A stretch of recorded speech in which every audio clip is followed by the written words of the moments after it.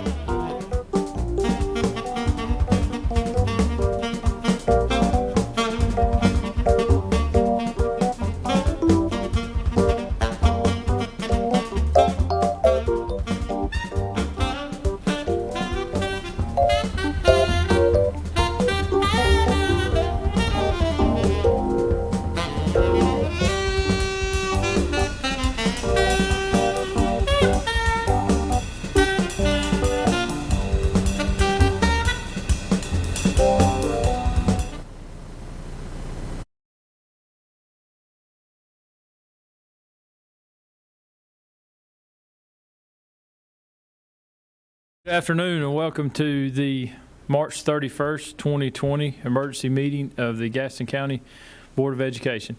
This meeting is called to address issues related to COVID-19.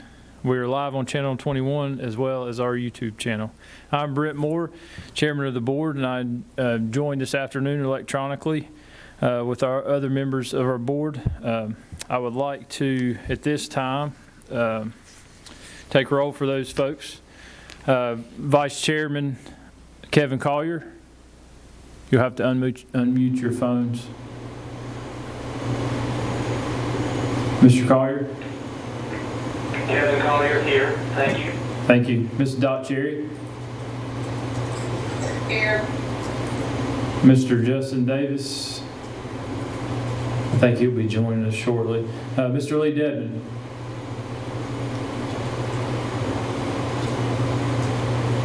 He's with us as well. Mr. Steve Hall? Mrs. Guthrie?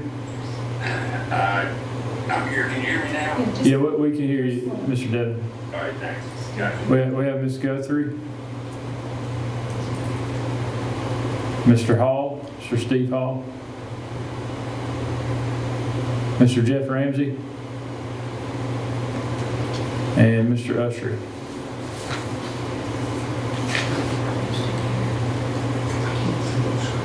Thank you, members of the board, for zooming into our meeting. Members of the public are being able to watch this meeting on Channel 21. The information will be found on our agenda, which has been posted online. Speaking of the agenda, I need a motion to approve the agenda. So moved. Motion to approve. Ms. Cherry first, Ms. Guthrie second. All in favor?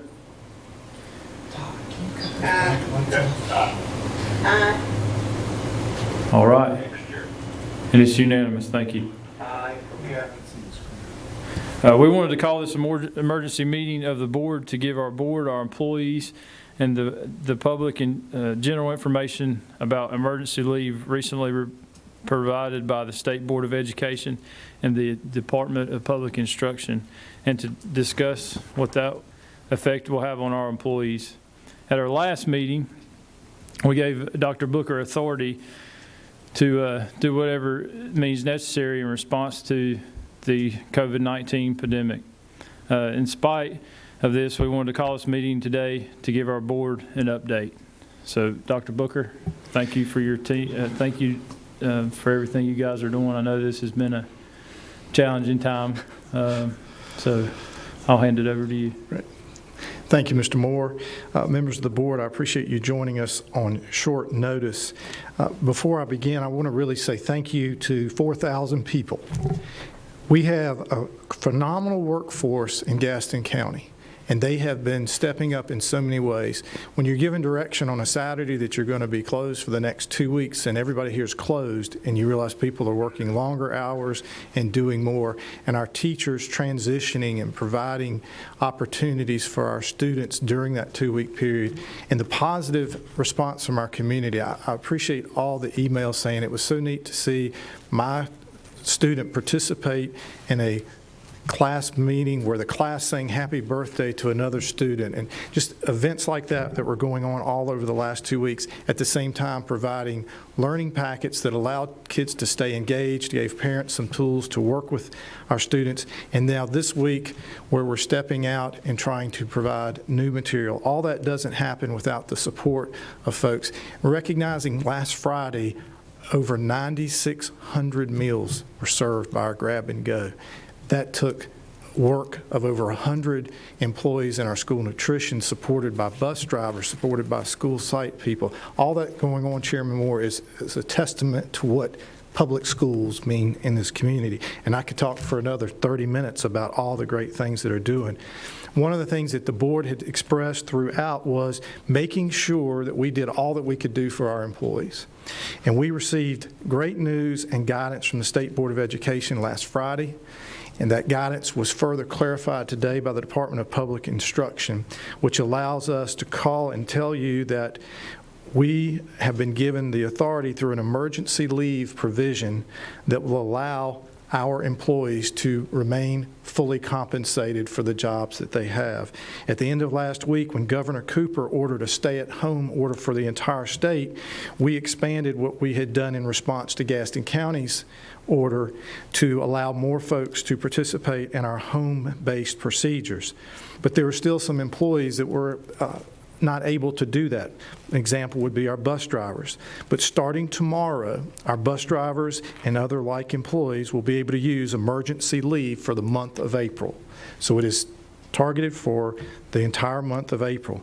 And this is a positive because it essentially means that everyone will have the ability to get paid during this month. When you combine that with the federal changes from last week, it provides many options for our employees to still get paid and still have an opportunity to work. I've asked Mr. Clinton to just walk through some of the details of that, and I'm going to turn the mic over to him now. So, Mr. Clinton. Thank you, Dr. Booker. Good afternoon, Chairman Moore, Vice Chairman, all your board members. I want to just take a moment to share with you information being sent to all employees today regarding stay-at-home guidance and paid state of emergency leave. This is needed, of course, as you know, in order to flatten the curve of the spread of the coronavirus. And I just want to walk through this, some information that we will share today, and also some guidance that we've been given on the paid state of emergency leave and how our employees will be able to utilize it. So currently, the majority of our employees are in a position where they can telework from home. Telework basically just means that it's working from a remote location other than the brick and mortar school. We've got principals, assistant principals, teachers, other certified staff, teacher assistants, and clerical staff that all have an option to telework, meaning that their job functions can be done at that home location.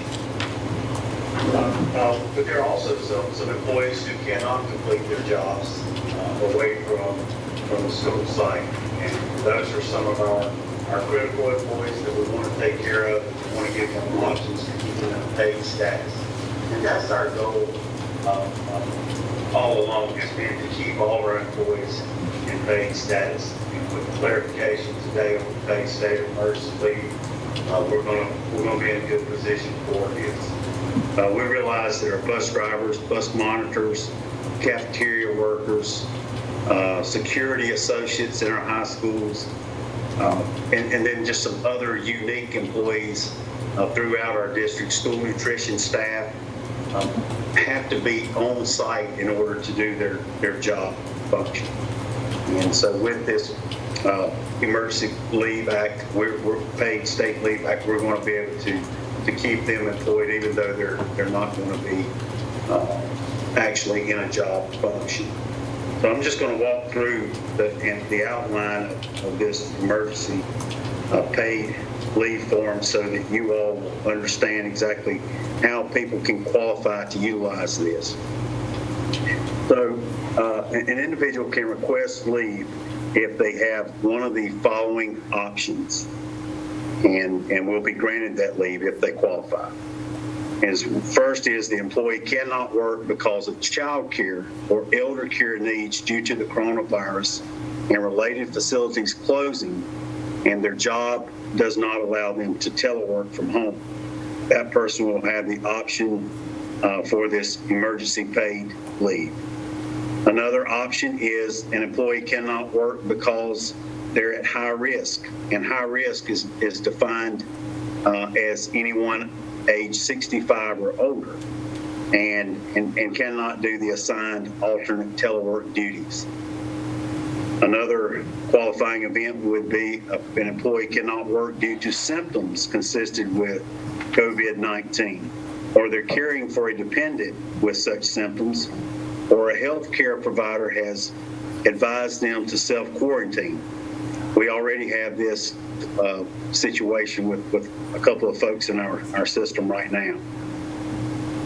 And then the following, the last qualifying event would be an employee cannot work because of job duties that cannot be performed remotely, as determined by Gaston County Schools Human Resource Department. And a good majority of our employees will fall into this category here. That's where I can see lots of our bus drivers, bus monitors, cafeteria workers, those individuals that we talked about earlier, that their job function has to be at the school level in order to perform it. So that's the qualifying events that are outlined by the Paid State Emergency Leave Act. And of course, we're continuing to have our buildings manned by our principals to some degree each day. And I say principals, they can use themselves or designate. And obviously, we're still functioning with the grab and go program in our school systems, because one of our main functionalities is to make sure that we're feeding as many students as we can during this time.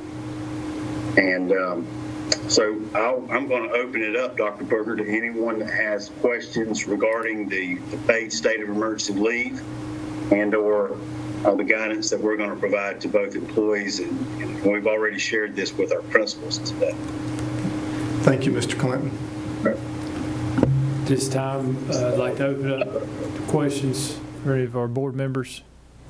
Mr. Chairman, I have a question. Okay, Mr. Devitt. I'm just curious on that grab and go food. I read somewhere, is it okay if I'm a parent and I've got 2 little kids, I don't want to bring them, that can I go and get that food for my child and take it home? Or does the child have to be present at the same time? That is an excellent question, Mr. Dedman. When the program was first instituted, the federal government relaxed some of the requirements, but they had not relaxed that one. In the last week and a half, that has been relaxed. So we are giving meals to folks who come up and ask. They do not have to have the children physically with them. That's a great clarification. Thank you, sir. Mr. Chairman, this is Justin Davis. I'm on the meeting now. I apologize for being late. I had another appointment. All right. Thank you, Mr. Davis. Have any other questions?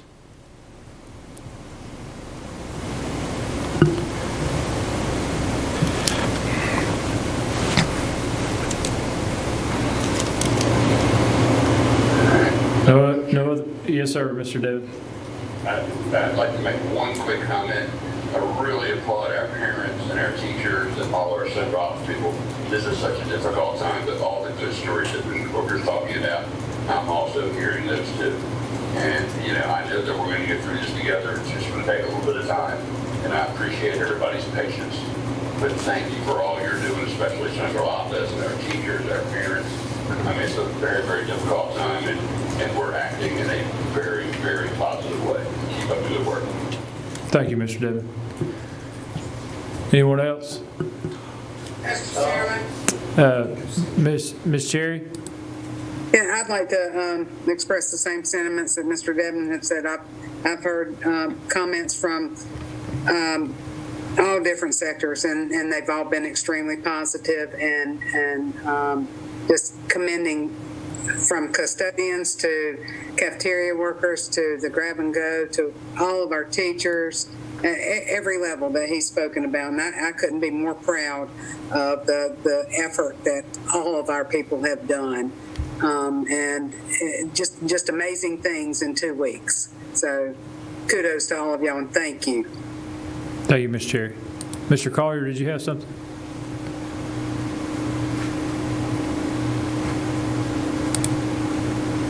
Mr. Chairman, Yes, Ms. Guthrie?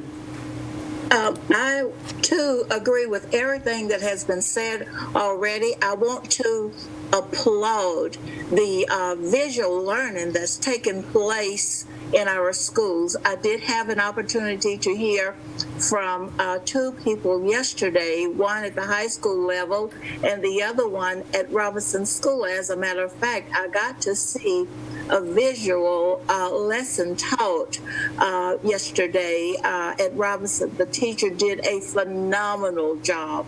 And I did get a chance to go by Tabernacle Baptist Church, and I was just thrilled. My heart was just beating with joy. I drove over and thanked the employees from our school district for the sacrifice that they were making. And I saw a mother there, and I saw 1 or 2 children. I can't remember, but our employees were there to help, and they said that they were fine. So we applaud the superintendent, your leadership team, and every effort that's put forth in making certain that we try to meet the challenges that we have faced and will continue to face. We thank you each for everything that you've done.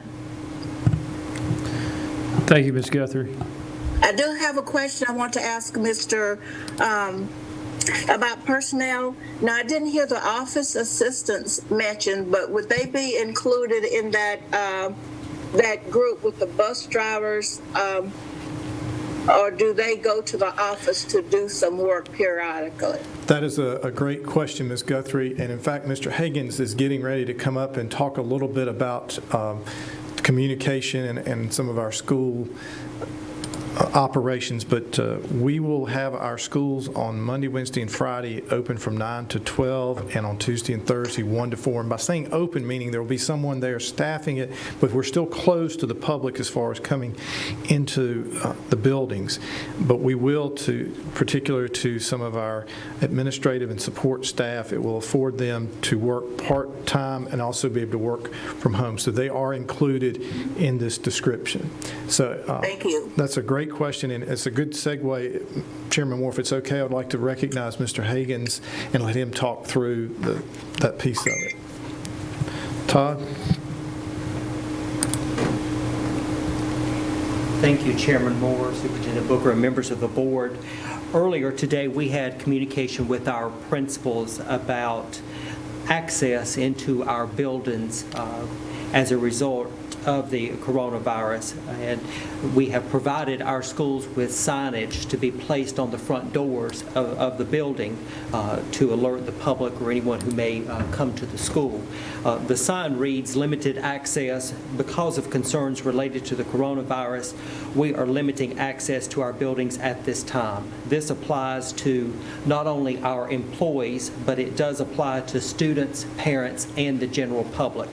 Our school buildings will be open on a limited basis on Monday, Wednesday, and Friday from 9 a.m. until 12 noon, and then on Tuesday and Thursday from 1 o'clock until 4 o'clock p.m. Those are the limited hours that we will have for our school buildings during this time. On the signs, we will provide a space for the schools to list a telephone number. So if someone comes to the building outside of these hours here, they will have that telephone number. So if they have a question or if there's a delivery being made at the school, they will have the number there to call, or if there's an emergency situation, that number will be on the sign for that person to call. Again, the limited access hours for our school buildings will be Monday, Wednesday, and Friday, 9 a.m. until 12 noon, and on Tuesday and Thursdays from 1 until 4 p.m. These hours are in effect for our employees, for students and parents, and any member of the general public who may need to come to the school to pick something up. They need to do that during these limited hours of operation. Thank you, Mr. Higgins. Mr. Collier, I believe you had a question. No, I just wanted to say, can you hear me? Yes, sir. Yeah, I just wanted to say that there's a lot of anxiety out there. There's a lot of stress and new stresses for parents, teachers, administrators, with children at home that they haven't had in a long time, and there's just very anxious times. So I appreciate what I think has been really good communication, and as best we can, staying in touch with these parents, and you know, you're not going to make everybody happy with as many people we have working for us, and you're going to have the people that. You know, if you're updating them every hour, they wouldn't have been happy. But I think we've done a tremendous job, and I want to thank the staff for what they've done, because we were uncertain about the workday every day until this past Friday. This is the first real guidance I think we've gotten, other than waiting day to day to see what might change. So all I wanted to do is just say thank you for the work that you've done, and like I said, there's just some people you're just not going to make happy out there, and I think under the circumstances we have pivoted and twisted and worked hard as we can to meet all these demands, and to see that we're figuring out ways for children to continue learning. As Ms. Guthrie said earlier, it's very exciting, and I'm very pleased as a board members what we've been able to do. So thank you. Thank you, Mr. Collier. Mr. Chair, Yes, sir, Mr. Ramsey. I'd just like to make a comment also. I just wanted to recognize all our staff, our teachers. As you all know, my wife's a teacher, so I can give you a little insight. The learning curve they've been doing to get Zoom lined up. The IT department has been great to work with these teachers, especially elementary. We know middle school and high school is a little bit more technology sound, but the elementary and all of them has been able to put out pretty good virtual learning for our students. And like Kevin said, these are difficult times. We all have never done this before. So I just want to recognize Mr. Booker and his leadership and his staff, teachers, cafeteria workers, bus drivers. I'm excited that we finally have this emergency pay leave now for everyone. I think that's going to help everyone feel a lot more comfortable going forward. Mr. Chair, if I could comment when I have a chance. Yes, sir, Mr. Davis. Thank you, Mr. Ramsey. Just wanted to echo and also being the only board member that actually has a couple of kids in our school system, it was great to see them these last couple of days able to interact with their fellow students and their teachers. And I mean, I can safely say that I know these kids that are out there have been missing that, and both of my kids have had a great time with that. And it's really been a breath of fresh air for them. And I've heard from a lot of parents about how their kids are talking about how much they miss school, even kids who you might not expect to say that. I think our students will have a newfound appreciation for what they have in our schools, and We hear people talk about how this will be life-changing, and I think it will be for a lot of people. But my son today, they were working on some of Miss Ramsey's AIG materials, and they got on a conference call with about 8 of them working together today, which I thought was really cool. So it's just neat to see how our teachers and our staff and administrators and everybody at central office has worked so hard to respond to a really tough situation, and I really appreciate all the hard work that everyone is doing. Sincerely appreciate the leadership of Dr. Booker and all of his folks, and just wanted to express my thanks and gratitude. Thank you, Mr. Davis. Mr. Moore, Chairman Moore. Ms. Cherry. I'd just like to conclude with this. We've already had a couple of state school board, the association conference calls, and we were asked to describe some of the things that each of our systems were doing, and we are very much ahead of the curve as far as the state is concerned with the things that we are doing. And I think a lot of the other systems were very, not that we're trying to impress, but very impressed and amazed of the things that we had already done and are doing. So again, we've all said it, but I'm going to say it again. It's because of Dr. Booker, Dr. Balknight, Gary, all the people underneath them, and the countless hours that they have spent as soon as this thing hit and getting this stuff rolled out, and all the people underneath them. And God bless them and thank them. So, Thank you, Ms. Cherry. thank you. Mr. Chairman, can I have one more moment? Yes, sir, Mr. Devon. Mr. Booker, I'd like to reference this question to you. If I'm a classroom teacher and I'm allowed, if we do social distancing and less than 10 people, if my principal wants us to come in for some reason, or if I need to use supplies or I need to do something at my building, I am allowed as a teacher to go do that. Is that correct? Yes, sir. That is a great clarification, and I had signaled Mr. Moore I had another comment. So you've touched on just what I wanted to say. Part of the hours that we're having with our buildings is we learn about things in our community in crisis. And one of the things on district call this morning, all the large districts, as you all are familiar with, we have a consortium, and the 12 large districts had our weekly call this morning, and it's become apparent throughout that we have needs in our communities. And here in Gaston County, over 60% of our children are on some form of economic support related to their feeding. But that challenge goes throughout. Well, what we also have learned, we have faculty challenges. And so, for example, one of the large districts shared they already had learned that they had over 300 teachers that didn't have internet access in their personal residence.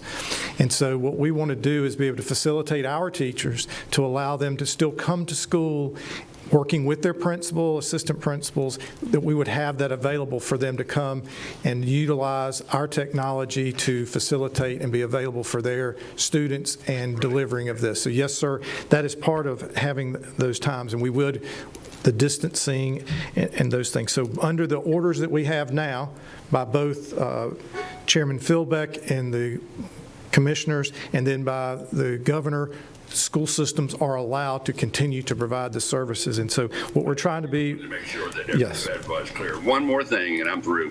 I want to make sure that we haven't left out any of our groups. We've talked about everybody else, but our maintenance people are doing yeoman's-like work. yes, sir. And that's lonely out there when they're by themselves. So I just wanted to give a shout out to them also. Well, and that's great. I do have another point that it is great that the Emergency Leave Act has gone into place, but it does designate certain employees as being mandatory. And you just touched on the group. We can't have a feeding program without employees. We can't have our school buildings stay maintained.